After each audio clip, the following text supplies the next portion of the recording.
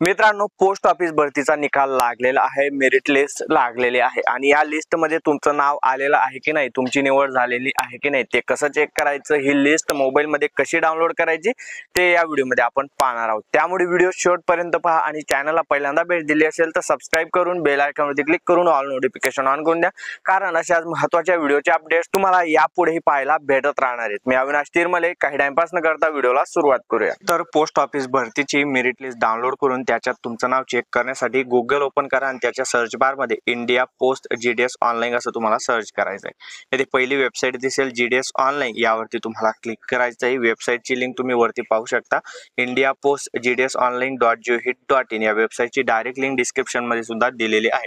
तर येथे live notification चालतंय। जीडीएस ऑनलाइन एंगेजमेंट शेड्यूल जुलै 2024 मध्ये 44,228 जागांसाठी ही भरती निघाली होती आणि त्याची पहिली मेरिट लिस्ट आहे आणि short listed candidate publish for circle म्हणजे या राज्यांच्या लिस्ट आतापर्यंत लागलेल्या आहेत, तर सर्व राज्य इथे देण्यात आलेले आहेत।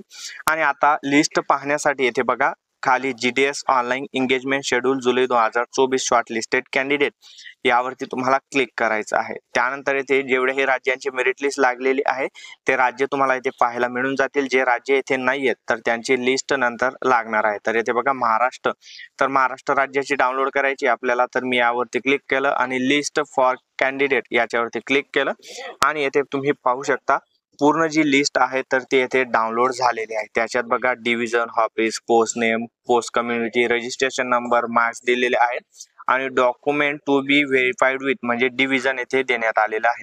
आता तुमचं नाव या यादीत आहे की नाही कसं चेक करायचं, तर वरती बघा सर्च बार दिलेला आहे। या सर्च बार मध्ये तुमचा रजिस्ट्रेशन नंबर टाकायचा आहे आणि रजिस्ट्रेशन नंबर जर का आला म्हणजे समजून घ्या तुमची निवड या पहिल्या मेरिट लिस्ट मध्ये झालेली आहे आणि रजिस्ट्रेशन नंबर जर आला नाही तर समजून घ्या तुमची निवड झालेली नाहीये।